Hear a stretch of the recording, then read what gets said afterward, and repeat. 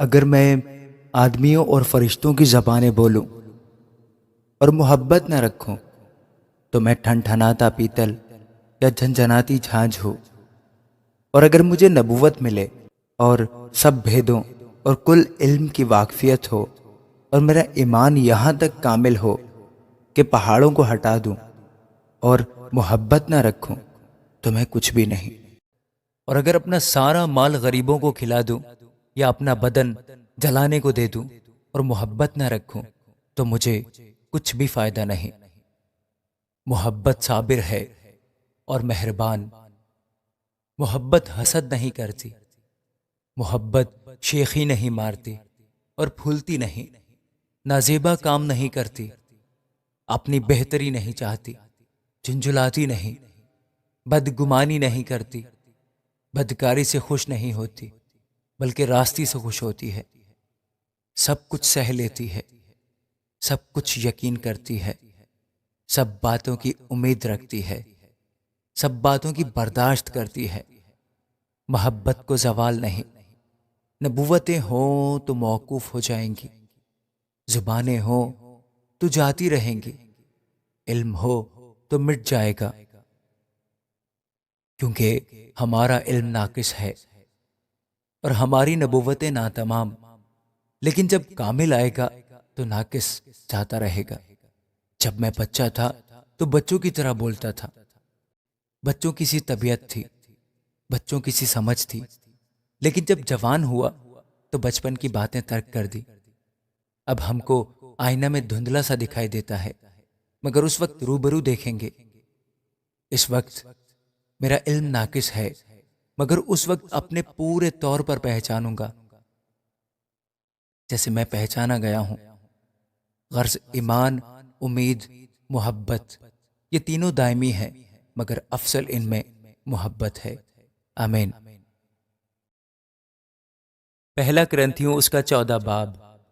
محبت کے طالب ہو اور روحانی نعمتوں کی بھی آرزو رکھو، خصوصاً اس کی کہ نبوت کرو، کیونکہ جو بیگانہ زبان میں باتیں کرتا ہے وہ آدمیوں سے باتیں نہیں کرتا بلکہ خدا سے، اس لیے کہ اس کی کوئی نہیں سمجھتا، حالانکہ وہ اپنی روح کے وسیلہ سے بھید کی باتیں کہتا ہے۔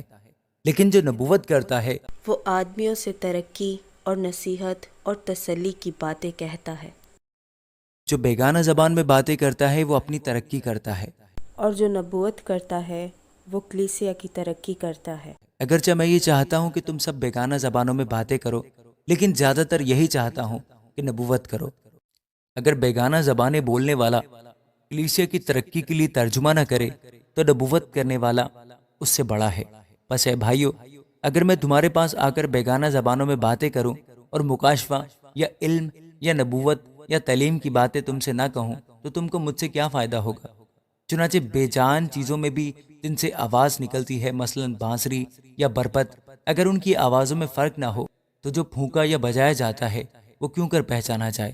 اور اگر ترہی کی آواز صاف نہ ہو تو کون لڑائی کے لیے تیاری کرے گا؟ ایسے ہی تم بھی اگر زبان سے واضح بات نہ کہو تو جو کہا جا رہا ہے کیوں کر سمجھا جائے گا؟ تم ہوا سے باتیں کرنے والے ٹھہرو گے۔ دنیا میں خواہ کتنی ہی مختلف زبانیں ہوں، ان میں سے کوئی بھی بے معنی نہ ہوگی۔ بس اگر میں کسی زبان کے معنی نہ سمجھوں تو بولنے والے کے نزدیک میں اجنبی ٹھہروں گا اور بولنے والا میرے نزدیک اجنبی ٹھہرے گا۔ بس تم جب روحانی نعمتوں کی آرزو رکھتے ہو تو ایسی کوشش کرو کہ تمہاری نعمتوں کی افزونی سے کلیسیا کی ترقی ہو۔ اس سبب سے جو بیگانہ زبان میں باتیں کرتا ہے وہ دعا کرے کہ ترجمہ بھی کر سکے، اس لیے کہ اگر میں کسی بیگانہ زبان میں دعا کروں تو میری روح تو دعا کرتی ہے، مگر میری عقل بیکار ہے۔ بس کیا کرنا چاہیے؟ میں روح سے بھی دعا کروں گا اور عقل سے بھی دعا کروں گا، روح سے بھی گاؤں گا اور عقل سے بھی گاؤں گا۔ ورنہ اگر تو روح ہی سے حمد کرے گا تو ناواقف آدمی تیری شکر گزاری پر آمین کیوں کر کہے گا؟ اس لیے کہ وہ نہیں جانتا کہ تو کیا کہتا ہے۔ تو بے شک اچھی طرح سے شکر کرتا ہے، مگر دوسرے کی ترقی نہیں ہوتی۔ میں خدا کا شکر ادا کرتا ہوں کہ تم سب سے زیادہ زبانیں بولتا ہوں، لیکن کلیسیا میں بیگانہ زبان میں 10,000 باتیں کہنے سے مجھے یہ زیادہ پسند ہے کہ اوروں کی تعلیم کے لیے 5 ہی باتیں عقل سے کہوں۔ اے بھائیو، تم سمجھ میں بچے نہ بنو، بدی میں تو بچے رہو مگر سمجھ میں جوان بنو۔ تو ریت میں لکھا ہے کہ خداوند فرماتا ہے میں بیگانہ زبان اور بیگانہ ہونٹوں سے اس امت سے باتیں کروں گا تو بھی وہ میری نہ سنیں گے۔ بس بیگانہ زبانیں ایمانداروں کے لیے نہیں بلکہ بے ایمانوں کے لیے نشان ہے، اور نبوت بے ایمانوں کے لیے نہیں بلکہ ایمانداروں کے لیے نشان ہے۔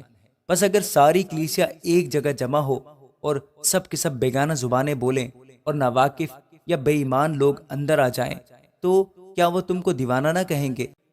لیکن اگر سب نبوت کریں اور کوئی بے ایمان یا ناواقف اندر آ جائے تو سب اسے قائل کر دیں گے اور سب اسے پرکھ لیں گے اور اس کے دل کے بھید ظاہر ہو جائیں گے۔ تب وہ منہ کے بل گر کر خدا کو سجدہ کرے گا اور اقرار کرے گا کہ بے شک خدا تم میں ہے۔ بس اے بھائیو، کیا کرنا چاہیے؟ جب تم جمع ہوتے ہو تو ہر ایک کے دل میں مزمور یا تعلیم یا مکاشفہ یا بیگانہ زبان یا ترجمہ ہوتا ہے۔ سب کچھ روحانی ترقی کے لیے ہونا چاہیے۔ اگر بیگانہ زبان میں باتیں کرنا ہو تو دو دو یا زیادہ سے زیادہ تین تین شخص باری باری سے بولیں اور ایک شخص ترجمہ کرے، اور اگر کوئی ترجمہ کرنے والا نہ ہو تو بیگانہ زبان بولنے والا کلیسیا میں چپ کر رہے اور اپنے دل سے اور خدا سے باتیں کرے۔ نبیوں میں سے 2 یا 3 بولیں اور باقی ان کے کلام کو پرکھیں، لیکن اگر دوسرے پاس بیٹھنے والے پر وہی اترے تو پہلا خاموش ہو جائے، کیونکہ تم سب کے سب ایک ایک کر کے نبوت کر سکتے ہو تاکہ سب سیکھیں اور سب کو نصیحت ہو۔ اور نبیوں کی روحیں نبیوں کے تابع ہیں، کیونکہ خدا ابتری کا نہیں بلکہ امن کا بانی ہے۔ جیسا مقدسوں کی سب کلیسیاؤں میں ہے، عورتیں کلیسیا کے مجمع میں خاموش رہیں، کیونکہ انہیں بولنے کا حکم نہیں بلکہ تابع رہیں، جیسا توریت میں بھی لکھا ہے۔ اور اگر کچھ سیکھنا چاہیں تو گھر میں اپنے اپنے شوہر سے پوچھیں، کیونکہ عورت کا کلیسیا کے مجمع میں بولنا شرم کی بات ہے۔ کیا خدا کا کلام تم میں سے نکلا یا صرف تم ہی تک پہنچا؟ اگر کوئی اپنے آپ کو نبی یا روحانی سمجھے تو یہ جان لے کہ جو باتیں میں تمہیں لکھتا ہوں وہ خداوند کے حکم ہیں، اور اگر کوئی نہ جانے تو نہ جانے۔ پس اے بھائیو، نبوت کرنے کی آرزو رکھو اور زبانیں بولنے سے منع نہ کرو، مگر سب باتیں شائستگی اور کرینہ کے ساتھ عمل میں آئیں۔ آمین۔